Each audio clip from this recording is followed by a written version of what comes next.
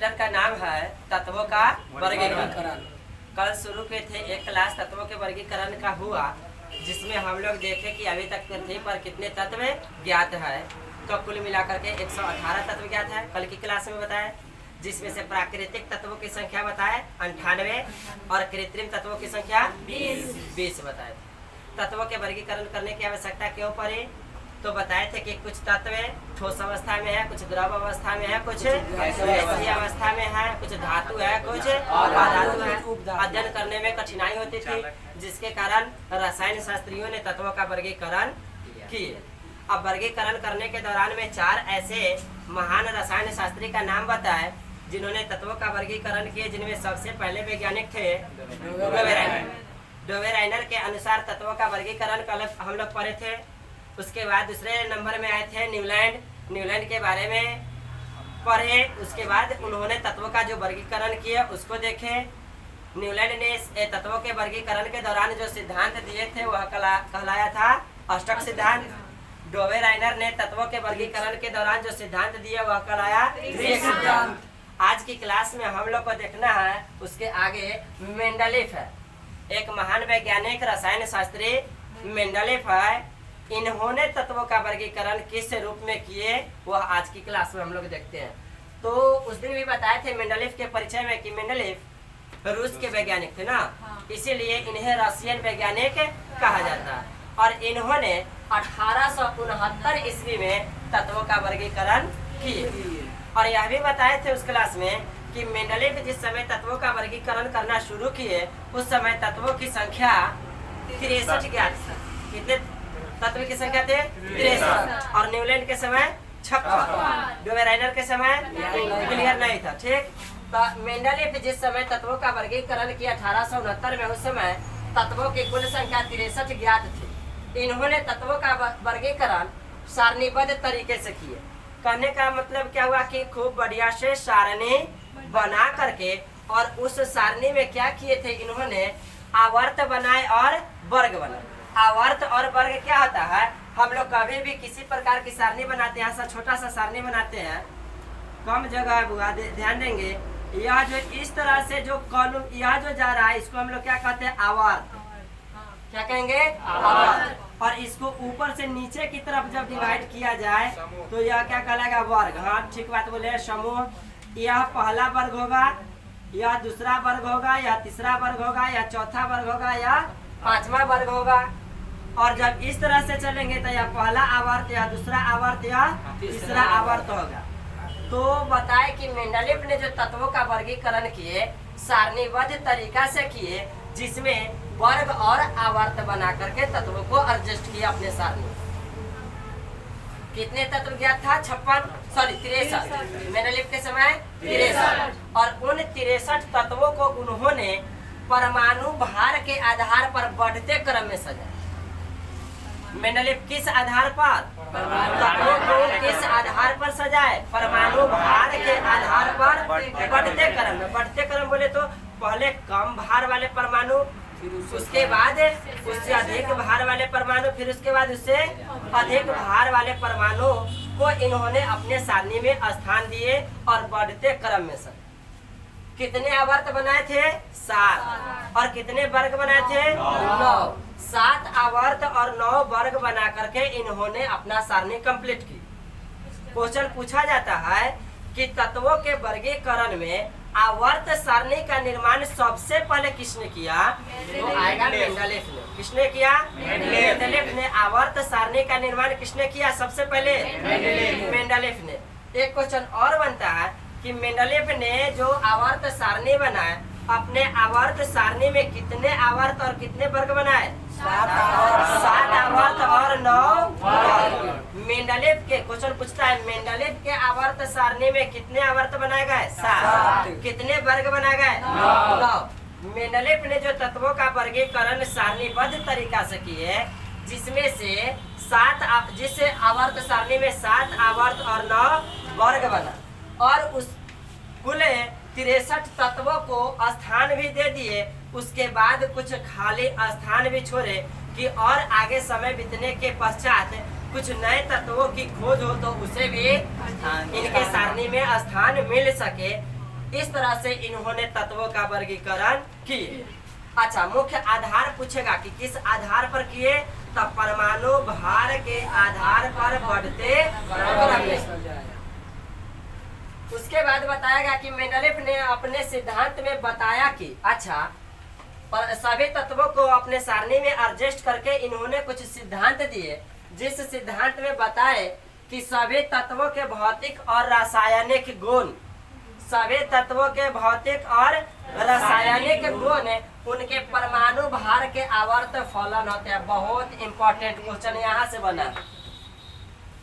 इस बार रेलवे के जो ग्रुप डी का एग्जाम हुआ था उसमें यहाँ से क्वेश्चन बना, ऊपर से सारा बात को छोड़ दिया गया। यहाँ से किसने बताया कि तत्वों के भौतिक और रासायनिक गुण उनके परमाणु भार के आवर्त फलन होते हैं, यह सिद्धांत किसने दिया?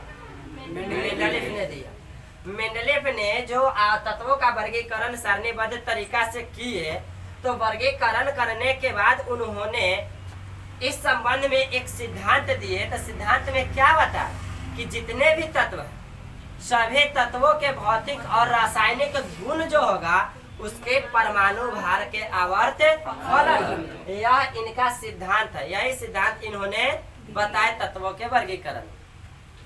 अब आगे बताया गया कि जब मेंडलीफ तत्वों का वर्गीकरण कर दिए, सिद्धांत दे दिए, तो कुछ समय बाद देखने के बाद पता चला कि इनके सारणी में कुछ त्रुटियां पाया गया, कुछ त्रुटियां भी मिला, कुछ कमी रह गया इनके सारणी में। इन्होंने जिस तरह से सजाए बहुत हद तक सफल थे। डोवे, राइनर और न्यूलैंड से तो कहीं अच्छा इन्होंने सारणीबद्ध तरीका से एडजस्ट करके अलग अलग ग्रुप में तत्वों को सजाए, बहुत अच्छा सफल हुआ। लेकिन जैसे जैसे समय बीता और अधिक इसके संबंध में ज्ञान प्राप्त करने वाले वैज्ञानिकों ने ज्ञान प्राप्त किया, तो उसके बाद पता चला कि इनकी जो सारणी है इसमें कुछ कमियां रह गया। वही कमियां के कारण मेंडलीफ का जो आवर्त सारणी है यह भी असफल हो जाता है। और बाद में फिर से मेंडलीफ के शिष्य एक थे जिनका नाम था मोसले। मोसले ने तत्वों का वर्गीकरण बहुत ही बेहतर तरीका से किया। अभी हम लोग देख लेते हैं थोड़ा सा मेंडलीफ का जो तत्वों का वर्गीकरण था, इनमें क्या त्रुटियां पाया गया, क्या कमी रह गया, उसको देख लेते हैं। यहाँ पर लिखे है कि मेंडलीफ द्वारा बनाए गए आवर्त सारणी में कुछ त्रुटियां पाई गई। यह सिद्धांत भी असफल हो गया। किसके कारण? कुछ त्रुटियां पाया गया। वह त्रुटियां क्या थी, कमी क्या थी इनकी सारणी में, वह देख लेते हैं कि इन्होंने हाइड्रोजन को, हाइड्रोजन तो एक ही तत्व है, लेकिन उस हाइड्रोजन को दो अलग अलग समूह में रख दिए। एक इस वर्ग में भी हाइड्रोजन को रख दिए और एक दूसरा वर्ग यहाँ का आया, इसमें भी हाइड्रोजन को रख। क्यों रखे? हाइड्रोजन में दो गुण पाया गया, एक क्षारीय धातु का और एक हाइड्रोजन धातु का।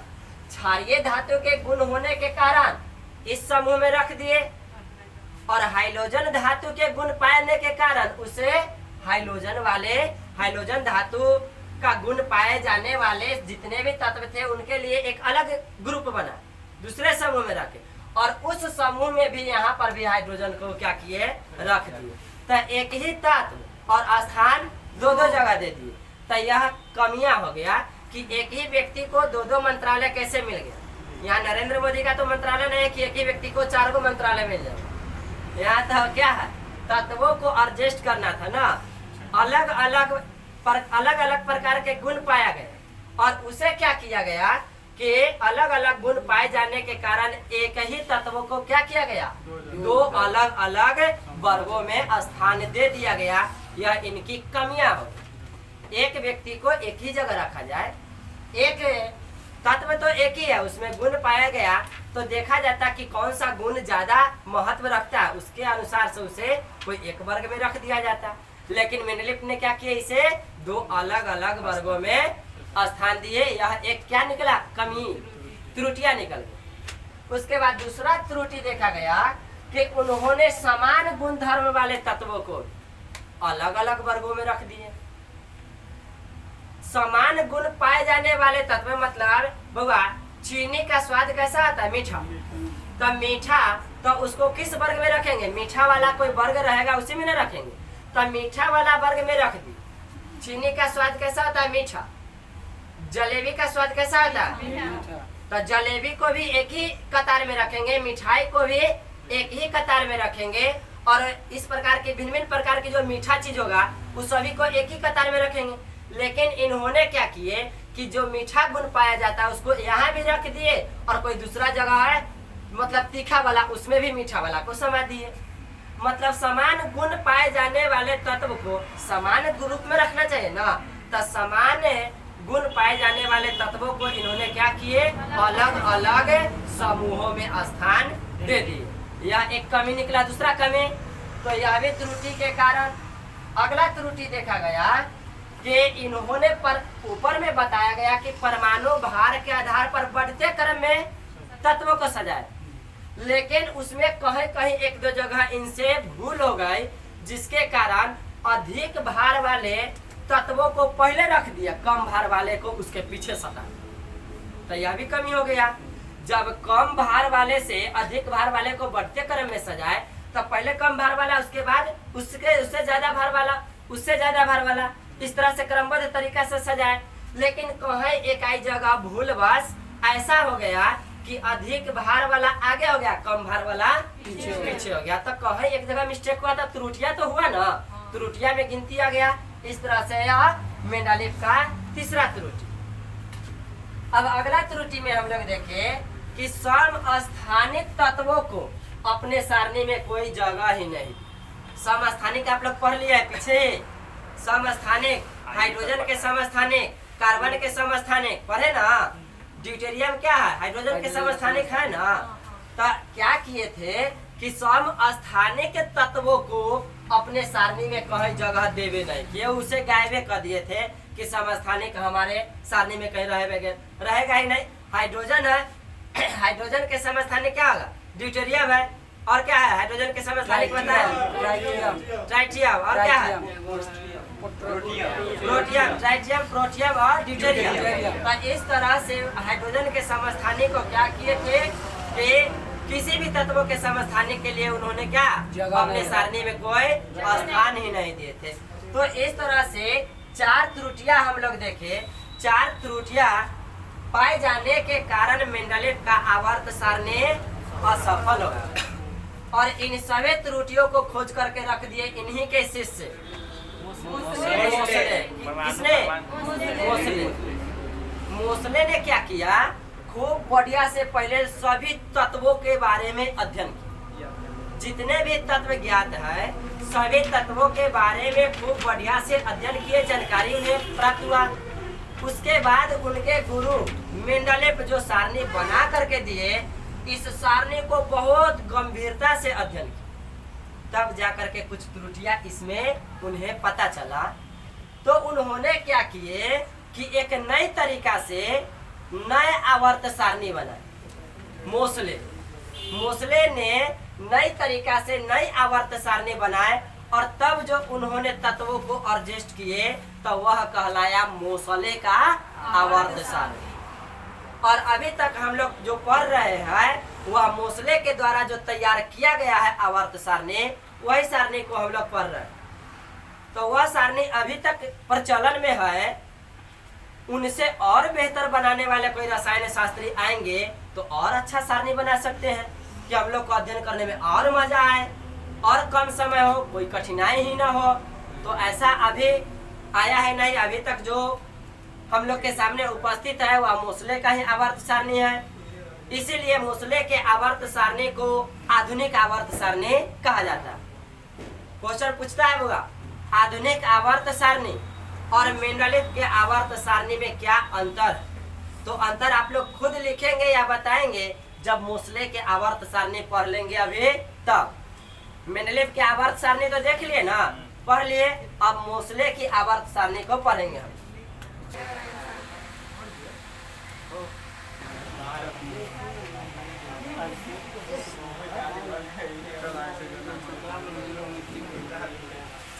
चलो बुआ देखो भैया,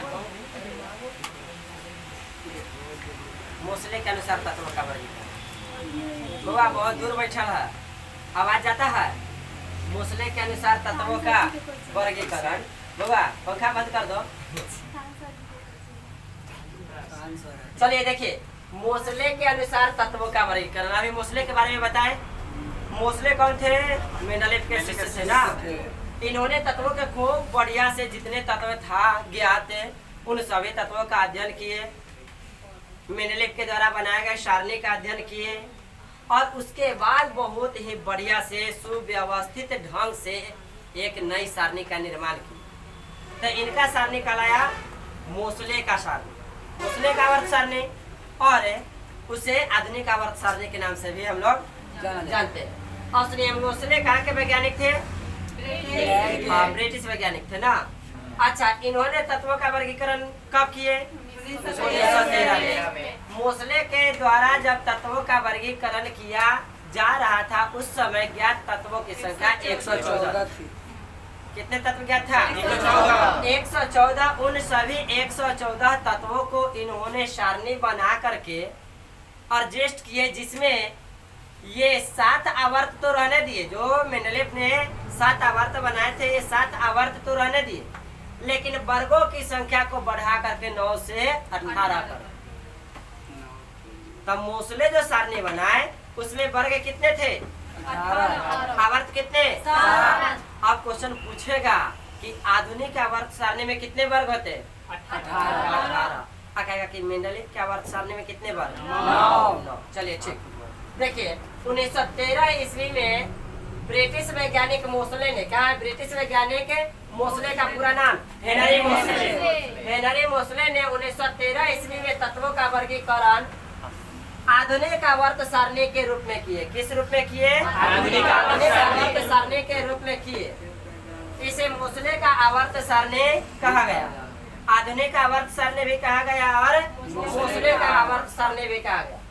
मोसले के वर्गीकरण के समय ज्ञात तत्वों की संख्या कितने थे? 14 तत्व ज्ञात, जिसे इन्होंने परमाणु क्रमांक के आधार पर बढ़ते क्रम में सजाया।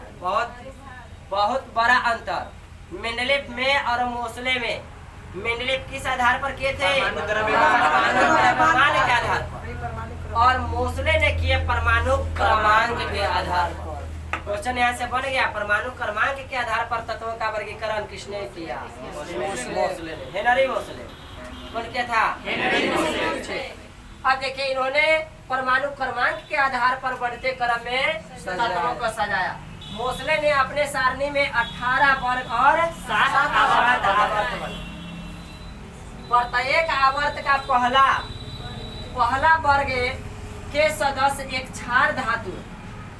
ये जो सारणी बनाए, कहने का तात्पर्य हुआ कि इस तरह से जब ये सारणी बनाए तो इस तरह से आवर्त बनाई, तो आवर्त बताए ना अभी, या तो आवर्त बताए, और इस तरह से जब नीचे की तरफ आया तो यह क्या बन गया? वर्ग बन गया। और कुल कितने वर्ग बनाए थे? 18। अब यहाँ 18 है कि नहीं पता नहीं, हम आपको यह जो लाइन लिखा गया है इस लाइन को समझाते हैं कि यह जो आवर्त है, यह आवर्त जा रहा है और यह वर्ग आ रहा है। तो क्या बताया गया कि प्रत्येक आवर्त का पहला वर्ग, देखिए ये आवर्त जो जा रहा है ना, इसका पहला वर्ग यही ना होगा। तब प्रत्येक आवर्त का पहला आवर्त, दूसरा आवर्त, तीसरा आवर्त, प्रत्येक आवर्त का जो पहला वर्ग, इसमें जो भी रखा गया तत्व को, इस सभी को ऐसा गुण वाला तत्व रखा गया जो क्षार धातु का गुण जिसमें पाया जाता है। मोसले ने जो सारणी बनाए उस सारणी में इस तरह से वर्गीकरण किए तत्वों का कि बताया गया कि प्रत्येक आवर्त का जो पहला वर्ग होगा इसमें क्षार धातु के तत्व को रखे। कौन से धातु के तत्व को रखे? क्षार धातु के तत्व को रखे। उसके बाद जो यहाँ से अंतिम वर्ग जो आया, यहाँ से अंतिम वाला वर्ग इसमें रखे। अंतिम देखिए, प्रत्येक अंतिम वर्ग का सदस्य एक अक्रिय गैस को रखे। इसमें 18वां वर्ग कौन सा वर्ग कहलाता है? अक्रिय गैस का वर्ग, अक्रिय गैस वाला कहलाया। अक्रिय गैस वाला वर्ग कहलाता है 18वां वर्ग, अंतिम वाला। और इसे शून्य वर्ग भी कहते हैं, कहते हैं हम लोग आगे अभी देखेंगे। संयोजकता 0 होता है। हाँ, संयोजकता 0 होता। अब बताए कि मोसले ने तत्वों के वर्गीकरण इलेक्ट्रॉनिक विन्यास के आधार पर भी किए। एक तो देखिए परमाणु क्रमांक के आधार पर, दूसरे दृष्टि से देखा जाए तो इलेक्ट्रॉनिक विन्यास के आधार पर किया, जिसमें इन्होंने अपने आवर्त सारणी को 4 ब्लॉक में बांटा। हम लोग देखेंगे अभी ब्लॉक बना करके, पूरा सारणी बना करके मोसले के सारणी को देखेंगे, आधुनिक आवर्त सारणी को, और उसमें किस तरह से ब्लॉक, पहला ब्लॉक, दूसरा ब्लॉक, तीसरा ब्लॉक, कहां से कहां 4 ब्लॉक में इस सारणी को बांटे। और 4 ब्लॉक में बांटे, उस ब्लॉक का नाम क्या रखे? एसपीडीएफ। अब हम लोग एसपीडीएफ याद करेंगे, पीछे जो चैप्टर पढ़े हैं उसमें इलेक्ट्रॉनिक बनाना कक्षा और उप कक्षा वाला पढ़े थे ना। कक्षा को बताए थे KLMNOP, उसके बाद उप कक्षा में क्या बताए थे? एसपीडीएफ। एसपीडीएफ के आधार पर, इलेक्ट्रॉनिक विन्यास के आधार पर ही बना। मतलब जब इलेक्ट्रॉनिक विन्यास बनाया जाए किसी भी तत्वों का, तो उसका आखिरी उप कक्षा जिसमें आएगा, आखिरी जो कक्षा बनेगा जिस उप कक्षा में आएगा, उसी को, वैसे तत्वों को उस ब्लॉक में रखा गया। 4 ब्लॉक बनाया गया, जिस ब्लॉक का नाम रखा गया एसपीडीएफ। तो इस ब्लॉक में कौन कौन से तत्व को रखे मोसले ने, वह इलेक्ट्रॉनिक विन्यास को देखते हुए कि अंतिम उसका लास्टिंग इस ब्लॉक एस उप कक्षा में हुआ, तो वैसे सभी तत्वों को इस ब्लॉक में रखे। यदि पी पर खत्म हुआ इलेक्ट्रॉनिक विन्यास, तो वैसे तत्वों को पी ब्लॉक में रखे। डी पर जिसका इलेक्ट्रॉनिक विन्यास खत्म हुआ, वैसे तत्वों को डी ब्लॉक में रखे। और जिसका इलेक्ट्रॉनिक विन्यास एफ में खत्म हुआ, तो वैसे उसे एफ ब्लॉक में रखे।